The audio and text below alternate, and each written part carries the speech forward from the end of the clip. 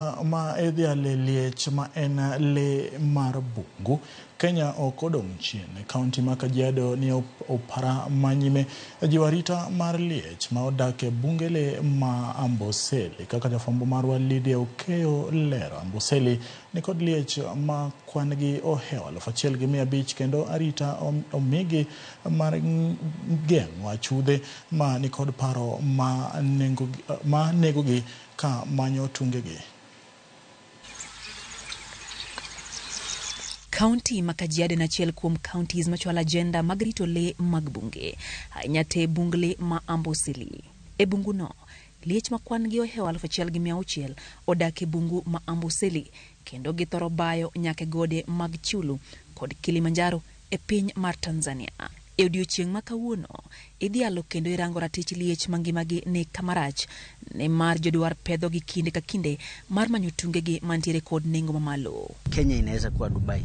Dubai wanauza jangwa, wanauza mijengo, lakini Kenya inauza Big Five, inauza ndofu, inauza wanyama na inauza mandhari mzuri ya utalii. Thor mar wacho odiochieng' ni wang'ni en keto mahine jiwo ber mar aluora ma liech dakie. Francis Legei ma en apisa motel ne chenro mag arita mar oganda e gwenge mag Kajiado South leronwa kaka ichiwo arita ne liech kendo iumogi mar geng'o masira ma thoro jukogi e lwet achudhe. We have integrated several elephants which have been tagged by the transmitters into our system. Technology is now taking over. Legei wacho ni bungu ma Amboseli nitie liech ma oketnegi alama e dendgi mondo mi kik ndachgi lal. Hera mare ne liech nenore ayanga ka pi wang'e mol e kinde ma ochiwo sigana e midhiero ma liech kadhoe e lwet achudhe. It was so painful kuwa ndovu ako na mimba. Ndovu amekufa, ako na mimba, mtoto ndio hiyo.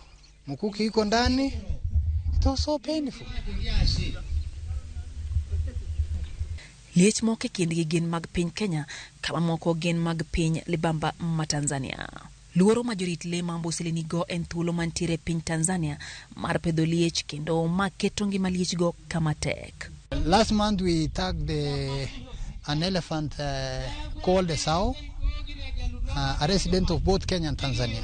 Hii corridor si la muhimu tu Kenya, lakini ni la muhimu kwa dunia kwa ujumla na ni muhimu kwa Afrika kwa ujumla, kwa sababu unajua saa hii Tanzania, upande wa Tanzania watu wanaenda hunting block na wanaua wanyama kiholela, wanaua ndovu ambayo tumelea hapa kama miaka 60.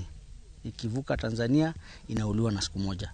Kwa hivyo sisi kwa kupanua uhifadhi hapa Kenya inamaanisha kwamba basi wanyama wetu watakuwa wakienda Tanzania kama imebidi.